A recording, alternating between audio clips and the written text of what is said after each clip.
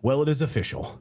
Social media is now banned for kids 16 and under all across Australia. Here is the headline this morning. Australia's social media ban for children takes effect. The measure, which affects anyone under 16, is one of the most sweeping efforts in the world to safeguard young people from potential harms of the platforms. Look at all those happy kids in that photo from the New York Times. They're all so happy because you know what? They're not on social media and they're playing with teddy bears. Like that's the message you're being sent here in this New York Times piece. But let me just read it a little bit further. Not that I want to read New York Times, but you know, it's worth seeing how the mainstream media is portraying this. Hundreds of thousands of teenagers in Australia awoke Wednesday to find their social media accounts logged out or deactivated under a new law that bars anyone under 16 from services. The day marked the launch of sweeping governmental effort to shelter children from the potential harms associated with such platforms, putting the country at the vanguard of regulating social media services that parents and educators worry have ensnared a generation of young people. Like all the young people in Australia who are learning the truth about COVID, but their government kept them under lockdown and even separated them and put them into different camps and quarantines. Like maybe people on these platforms might actually learn information. Maybe that's what it is. I don't know. At the heart of it. So today we wanted to bring into the show Maria Zeee. She's the founder of Zeee Media, who's been watching this very, very closely. Great to have you on the show for the first time, Maria. Welcome.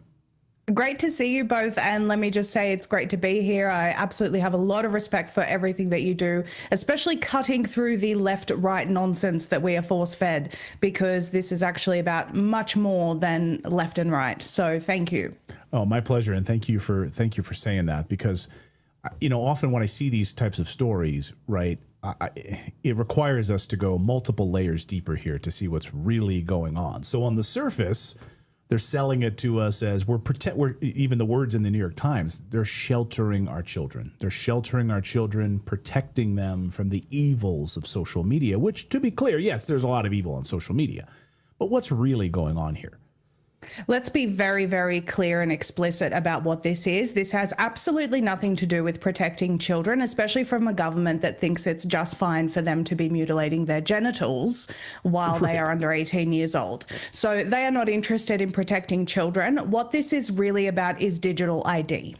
And they will not admit that, but that is where this is heading. And I can tell you how quickly this developed in Australia. In December of last year, they rammed through this legislation, despite there being a lot of pushback. Australia is not a country, as in the Australian government, is not a government that cares about democracy or what their constituents actually feel or think or say. They will make things up as they go in order to achieve essentially what is Agenda 2030. And so despite the immense pushback, they rammed through this legislation. And just 6 months later, Clayton, they started to admit that, oh, well, yes, maybe we will be using digital ID for this. So as it stands, Australian children, hundreds of thousands of them, we don't know how many, maybe 500,000, maybe 1 million, woke up to not having access to social media overnight. That is true. And we're yet to see how this is actually going to play out, because apparently we're hearing reports that, you know, some of them are giving photos of their older brothers or a Labrador and passing through the age verification checks that way. Now, it's really interesting because a headline has come out just today in Australia MSM, and let me read you the title and how dystopian this is. They know. Major warning to teens looking to circumvent Australia's historic social media ban as under 16s booted from platforms. So they're warning children now, don't you dare, because the government's watching and they know if you're trying to circumvent this. But most importantly, Clayton, is how do you prove that you're not under 16? Well, that means that every adult will have to prove their age and link their identity and their verification to their online activity, thus, in effect, creating a digital ID system and eventually a social credit system. This is where this is heading, I can promise you. Yeah, no, that's very, very smart, because it's not about the kids. It's about the adults. It's about getting everyone to sign in and authenticate information on the internet. So now you're signed in using your digital ID, which is all about tracking. They know exactly where you are, exactly where you've been, exactly where you're going. And this is all part of this Big Brother surveillance network that's being unrolled out. This is just a test bed in Australia right? I mean, we're going to start to see this. We're already starting to see it, of course, in Europe. We're going to start to see it more prominently in the United States. Make no mistake about it, right? I hate to break everyone's heart, but it's already passed in Texas. As of the 1st of January, 2026, every single adult in Texas, per Bill SB 2420, will have to submit to age verification to use basic services like Apple or Google. In Australia, they said that eventually they admitted that adults would have to even verify their age to conduct a basic Google search.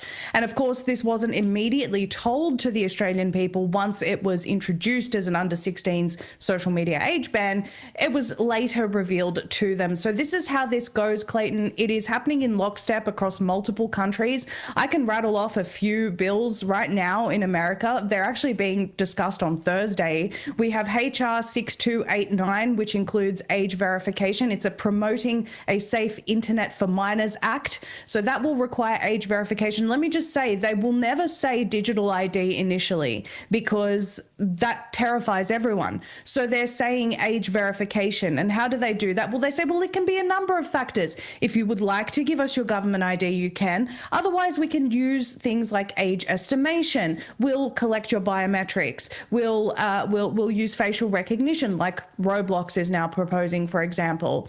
And we will use all these other methods to estimate your age and assure the government that we have done that through our third parties that just so often happen to be linked to Palantir. There's also HR 6437, the Kids Internet Safety Partnership Act, which requires age verification. Mike Lee, and I don't know what he's thinking, and I certainly don't know his intent, but he is introducing something at the federal level called the App Store Accountability Act, and that is, it openly says it on his website, lee.senate.gov, that it will require app stores to utilize, quote, privacy protecting age verification methods. Eventually, Clayton, this does become digital ID. They may initially, and to be honest with you, I think in Australia, they've designed it in a way that they want it to fail. For example, people using a photo of their Labrador and getting through, right? They're saying, well, all these kids are still circumventing the guardrails that we've put in place. Now we have to go with something like digital ID because it's just not working. And those are the steps that they take. And they always do it under the guise of protecting children, because who in their right mind would object to protecting children from harm? You would sound like a horrible person. But it's important for Americans to understand this is being raced through. There's 18 bills tomorrow being discussed around child safety online. Many of them require age verification. It's coming like a freight train. People are aging faster than ever before. This is due to more toxins in the air,